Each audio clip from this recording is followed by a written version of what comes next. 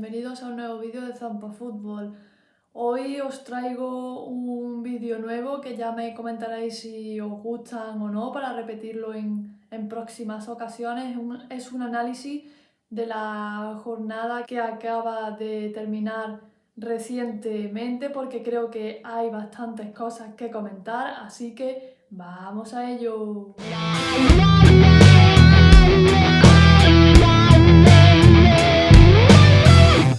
Bien, hoy me gustaría hablar de diversas cosas que han pasado en varios partidos de la jornada, tanto interesantes como sorpresivos, como vergonzosos también, la verdad.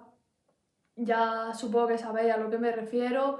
Voy a hacer un pequeño repaso de los resultados, de ver lo que acerté y lo que no, y también quiero hablar de jugadores destacados. Pensé en hacer un 11 ideal más de la jornada, más o menos voy a hacer uno, pero es que creo que hay bastantes jugadores destacados, así que voy a intentar hablar de todos ellos. Espero que no se me olvide así nadie que haya hecho una actuación más o menos importante para su equipo. Comenzamos con la jornada del viernes. Sabemos que ganó Osasuna 2-1, yo dije 1-0. Es verdad que el Getafe comenzó muy bien, Osasuna tiene bastantes dudas en cuanto a su juego, pero fue muy resolutivo. Marcaron tanto al final de la primera parte como al final de la segunda. Y bueno, destacar que pueden estar perfectamente en el 11 ideal. Luis Milla, creo que es uno de los pocos jugadores que pertenecen a equipos que han perdido esta jornada que entran en mi 11 ideal. Luis Milla me parece un maravilloso jugador de fútbol con una gran calidad técnica, súper inteligente, una enorme visión de juego. Creo que el Getafe sería muy distinto. Puso la asistencia del gol, también tuvo más balones al área relevantes que finalmente no pudieron terminar en gol, para desgracia del Getafe.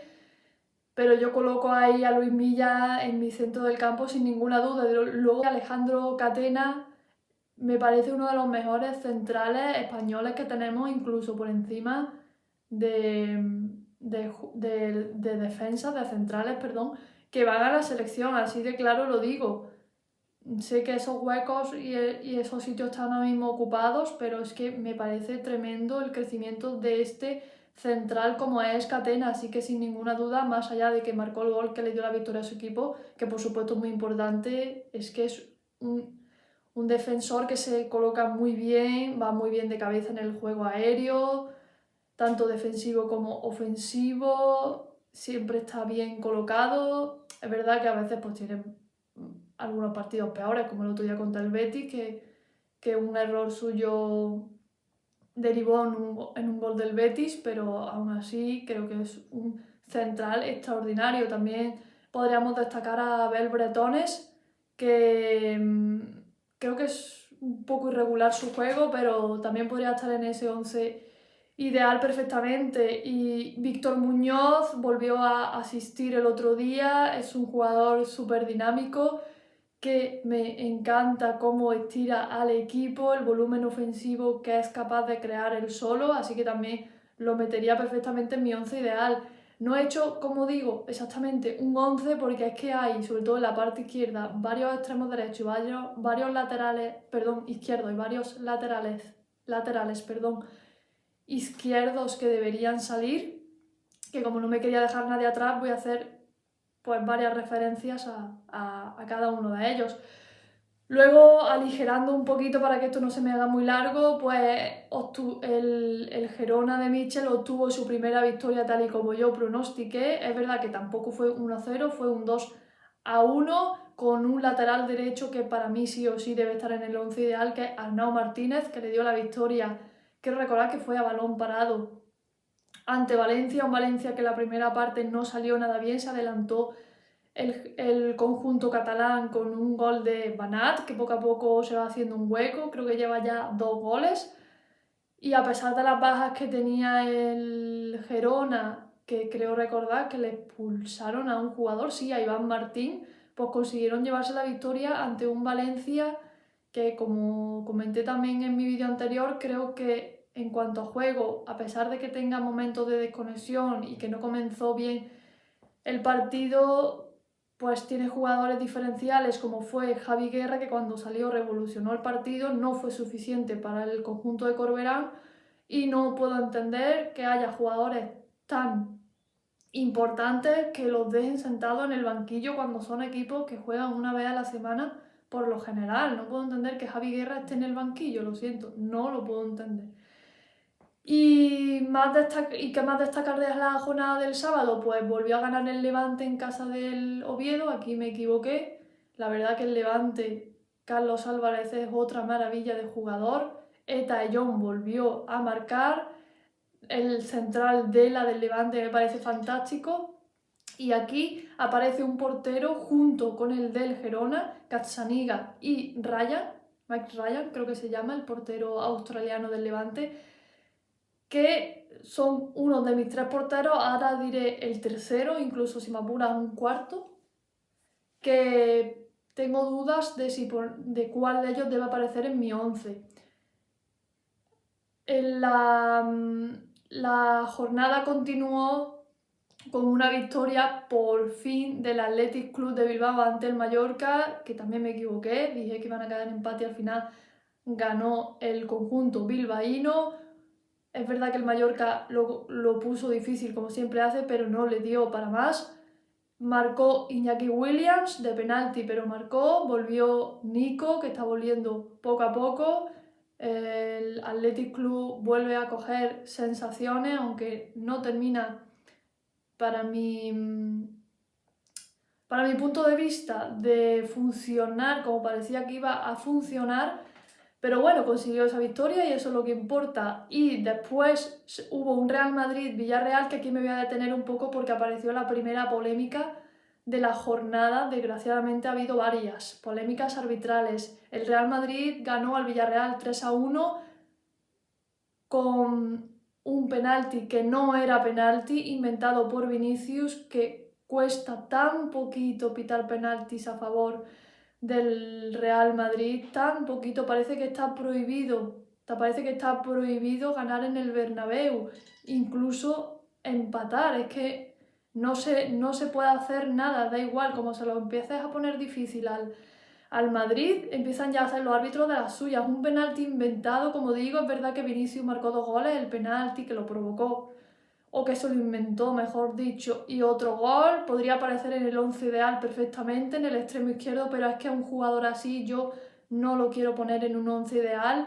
porque otras veces pues hace actuaciones importantes para el Madrid y se le valora, se le aplaude y ya está, no pasa nada. Pero es que lo que pasó el otro día me parece, como digo, vergonzoso. Sé que muchos madridistas se pueden enfadar, igualmente ganaron, incluso yo pensaba que podían ganar sin ninguna treta, pero es que no sé por qué hacen eso. Se supone que el Madrid tiene equipos suficientes para ganar a la mayoría de equipos de la liga, por eso es uno de los grandes de España. Y luego también cuando el Villarreal marcó ese 2-1, gol de Mika Utadze, pues se inventaron una expulsión de Santiago Mourinho. Se la inventaron y no hubo ni revisión ni nada, se fue a la calle y al final pues el Madrid acabó machacando y ganó 3-1 como he comentado. Entonces a mí me da bastante miedo siempre los equipos que van al Bernabéu porque tienes que hacerlo muy, muy, muy bien para que no te hagan una de las suyas. Y lo que más coraje me da es que luego se quejan. Son de los equipos que más se quejan, como ya sabemos, que tienen ahí una batalla abierta, emprendida contra los árbitros y son de los que más favorecidos están siendo, como siempre, vaya, ya no hay ninguna novedad, repito, vergonzoso el penalti que le pitaron el otro día. ¿Qué necesidad hay de ayudar tanto al Real Madrid? Yo hice en su momento un vídeo cuando salió el comité de árbitros, el nuevo comité de árbitros, que es la misma bazofia de siempre, la verdad, porque siguen siendo los mismos árbitros de siempre, pero para colmo te meten ahí a un montón de gente del Madrid reconocidamente madridistas, mejor dicho, del Sevilla, que ahora hablaremos también porque hay polémica en la ciudad de Sevilla y había gente que decía que eso no tenía importancia, que sí tal, hombre, claro que la tiene, ¿por qué no hay un representante del Rayo Vallecano o del Valladolid o del, no sé, de cualquier otro equipo, no, del Real Madrid, del Sevilla. Me parece muy sintomático y el que no lo quiera ver es o muy forofo o que le da totalmente igual o que se piensa que esto son cosas de victimistas, de gente que se queja por quejarse porque su equipo tal. Y yo creo que esto es muy serio lo que está pasando. Luego nos extrañamos de que los equipos, de que los árbitros españoles, perdón, no arbitren en los mundiales, ni en la Eurocopa, ni en ningún sitio. ¿Cómo van a arbitrar? Si lo que están perpetrando en el fútbol español es de vergüenza, la verdad. Y bueno, pasamos a la jornada del domingo, donde el Rayo Vallecano ganó en los últimos minutos a la Real Sociedad, una Real Sociedad que vuelve a perder. Yo pronostiqué un empate a 1, no pudo ser.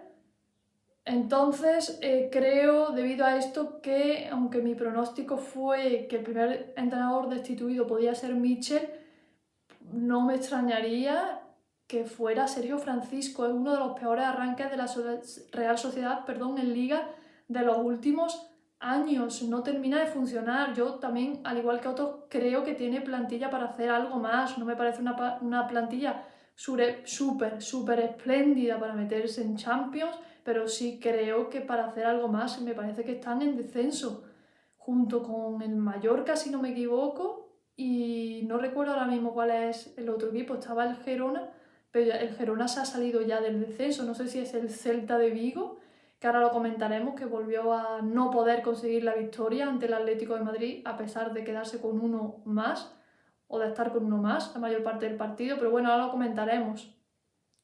El Alavés consiguió derrotar al Elche de Eder Sarabia, también pronostiqué que ganaría, que por fin, entre comillas por fin, no por fin porque no se lo deseo, mejor dicho, que esta iba a ser la ocasión que el Elche iba a perder por primera vez este año, y así fue. Dije 2-1, fue 3-1 finalmente.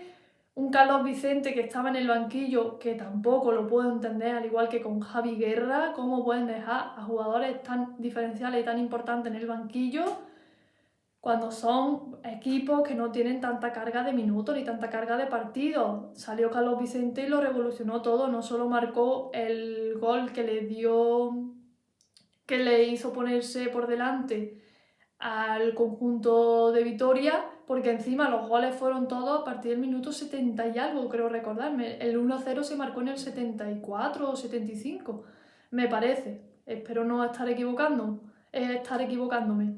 Si es así, pues como siempre digo, pues me perdonáis. Finalmente el conjunto de ilicitano peleó como siempre hace, incluso marcó su gol, pero finalmente Affengruber fue expulsado por una acción que no debería haber hecho, y la verdad que fue una pena porque estaba haciendo buen partido. Carlos Vicente es uno de los jugadores que podría entrar perfectamente en mi once ideal. Antonio Blanco hizo un partidazo gobernando el centro del campo, llevando la batuta. Me encanta Antonio Blanco, que el año pasado, al igual que Carlos Vicente, no tuvo su año, pero han empezado muy bien. Yo era defensora de que el Alavés estaba jugando mejor que después los resultados reflejaban. Consiguió esa victoria en casa antes del parón, recuperó buenas sensaciones y encima fue ante un equipo que es el Elche, un recién ascendido, pero es que el Elche no había perdido, recordemos, no perdió contra el Betis, no perdió en el Metropolitano, no perdió en el Sánchez Pizjuán.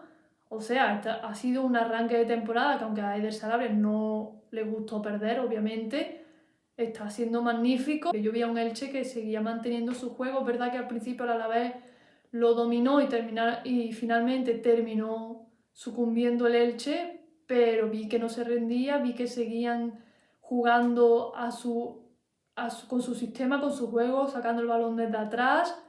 Y como digo, pues Carlos Vicente para mí es un jugador que tiene que estar siempre ahí porque revolucionó el partido. Tony Martínez vio portería y Lucas Boyé, haciendo honor a la regla del ex, pues marcó ese gol al que fue su equipo hace unas temporadas. También una polémica que creo que es menos polémica porque el resultado fue muy abultado, pero no se puede dejar pasar, ocurrió en el Sánchez Pizjuán con esa victoria tan sorprendente, hay que reconocerlo, del Sevilla al FC Barcelona por 4-1. No le quito ningún mérito al Sevilla, un Sevilla que salió a morder, que salió a presionar arriba, que a pesar de tener en sus filas jugadores mayoritariamente de poca calidad técnica, pelearon, marcaron el 1-0 y aquí me voy a detener un momento porque el 1-0 se produjo de penalti, que por cierto lo marcó Alexis Sánchez, que creo que hizo un muy buen partido, pero es que no era penalti. No era penalti de Araujo a Isaac Romero. Pero lo peor de todo es que estas cosas se producen con un montón de cámaras. Antes se podía creer y la gente podía defender que el árbitro pues se ha equivocado porque en el campo hay veces que se ven las cosas diferentes y estoy de acuerdo. Tú a veces puedes estar en un punto de vista que crees haber visto una cosa que luego no es. Pero con tantas cámaras hoy en día que tú vayas al VAR, porque el árbitro no pitó nada, fue llamado desde el VAR, que te llamen, que lo mires y que no te ratifiques en tu decisión, que la cambies y pites penalti cuando no era penalti. Y cierto es, y seguro que casi todos lo pensamos, cuando al árbitro lo llaman del VAR, ¿qué pasa? Que es para cambiar su decisión. Y eso es porque es una orden. Obviamente las conversaciones se graban y no se puede decir, esas cosas no te lo van a contar. Pero qué casualidad que el 99,9% de las ocasiones que el árbitro va al VAR a ver algo es para cambiar su decisión. Entonces, como digo, el resultado fue muy abultado, el Barça hizo un partido pésimo, horrible y el Sevilla le pasó por encima. Sinceramente, hay que reconocerlo, hizo buen partido el Sevilla, muy buen planteamiento de Almeida, consiguen por fin esa tan ansiada victoria en casa y ante todo un FC Barcelona. Pero la polémica debe estar ahí porque hubo un penalti que fue el 1-0, no se sabe lo que hubiese pasado, a lo mejor igualmente, y yo creo que así hubiese sido, la verdad, por la diferencia de planteamiento y de juego durante el partido que el Sevilla hubiese ganado igualmente, pero no se pueden consentir estos robos, es que no se pueden consentir estas actuaciones, repito, con tantas cámaras, porque si tú pitas eso, siendo árbitro profesional, habiéndolo visto por las cámaras, o tienes muy mala intención o eres muy malo y en cualquiera de los dos casos no puedes ser árbitro de primera división. Ahora me detengo en el partido que creo que ha sido uno de los partidos más vergonzosos a nivel arbitral, uno de los mayores atracos, que entiendo que los béticos estén enfadadísimos y no se puede pasar por alto a pesar de que el conjunto verde y blanco se llevase la victoria en contra a pesar de tener el árbitro tanto de campo como de VAR en contra. No se puede pasar por alto y estuve escuchando la radio, leyendo muchas opiniones de gente que no, obviamente no era del Betis, porque si tú escuchas gente del Betis, pues simplemente pues habrá gente que dirá, bueno, es que como son del Betis, pues que van a decir, no, en este caso los béticos tienen razón. Hay unanimidad en que fue vergonzoso el arbitraje y para el que no vio el partido, pues bueno, el Betis finalmente consiguió remontar un 1-0 inicial del Español. Es verdad que el Betis hizo una muy mala primera parte, luego se rehizo un poco, sin mucho juego, pero marcó dos buenos goles, sin ninguna polémica, fueron goles legales. Y encima, para colmo, el gol del Español no era gol. Estaba precedido por una falta a Giovanni Lo Celso, que no se dignaron ni siquiera a llamarlo del VAR, dieron el gol y el Betis pues comenzó a perder. Repito, el gol era legal, pero también era merecido por otra parte, porque el Español estaba bastante mejor que el conjunto de Pellegrini. Pero repito, si el gol es ilegal, no puede subir al marcador. Luego se sucedieron una serie de actuaciones lamentables, jugadores del Español que deberían haber estado expulsados por segundas amarillas, penaltis no pitados a favor del Betis y cuando parecía que todo se iba a terminar, el árbitro dio 6 minutos de descuento, a mi parecer un poco excesivo porque no había pasado nada más allá de de los 2 goles del Betis y los cambios. Y en el minuto 98, cuando el descuento se excedía por 2 minutos, se sacan un penalti que el árbitro no había pitado, el árbitro de campo, por cierto, un árbitro que está estrenándose este año en Primera División, y ya podéis adivinar por qué ha subido a Primera División. No es porque sea un árbitro magnífico, sino porque está dispuesto a lo que sea por mantenerse en la élite del arbitraje. Total, que se inventaron un penalti de Valentín en el minuto 98, reitero, con el tiempo excedido, que lo llamó del VAR Pizarro Gómez, un árbitro de VAR que ya ha hecho de la suya al Betis estando en el susodicho. El árbitro de campo pitó penalti y creo que se hizo justicia cuando Pau López, el portero del Betis, paró ese penalti ya en el 101 y finalmente el Betis se llevó la victoria. Antes comentaba que estaba dudando entre poner al portero del Levante o al del Girona en mi once ideal, y tenía dudas con un tercer portero que era el del Betis, Pau López. Finalmente, aunque me cueste, porque fue una heroicidad lo que hizo el portero catalán, creo que pondría a Gazzaniga, porque es verdad que el Betis esta victoria lo alza a la 4ª plaza, a puesto de Champions, pero el Girona necesitaba muchísimo esa victoria y gracias a Gazzaniga se la llevaron, así que pondría, la verdad, que creo que a Gazzaniga, pero como digo, hay muchos jugadores que podían estar y tampoco quería yo hacer un 11 así tan cerrado. Y luego, pues bueno, para terminar, y que esto ya no se me alargue más, pues el Atlético no consiguió la victoria fuera de casa, empató a 1 porque se quedó con 1 menos. El Celta no consiguió ganar todavía en Liga. Y nada más, simplemente también quería aprovechar para hacer un pequeño alegato y hablar de lo que ha pasado tan vergonzoso en 3 partidos concretos de la Liga, que cada jornada hay alguna cosa polémica. Siempre es a favor de los mismos, en contra de los mismos, les da igual echar a equipos a segunda, robar, es que le da igual de qué sirve que mandes a un árbitro a la nevera. Si va a seguir cobrando, va a seguir arbitrando, no importa. Yo creo que hay que buscar una solución ya.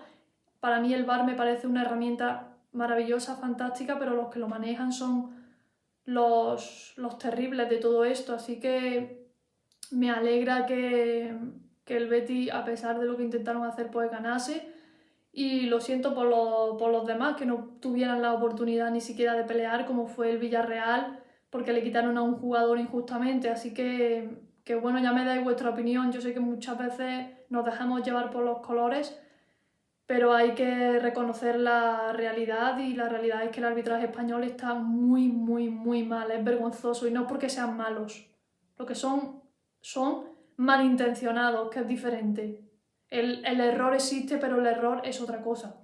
Así que nada más, ya me despido, espero que me deis vuestra opinión sobre todo lo que ha pasado esta jornada, si os gusta este tipo de vídeos de análisis post partidos, y si me queréis dar un 11 ideal también con vuestros jugadores más destacados, pues estaré encantada de leeros. Suscribíos si os ha gustado y nos vemos en el siguiente. ¡Hasta luego!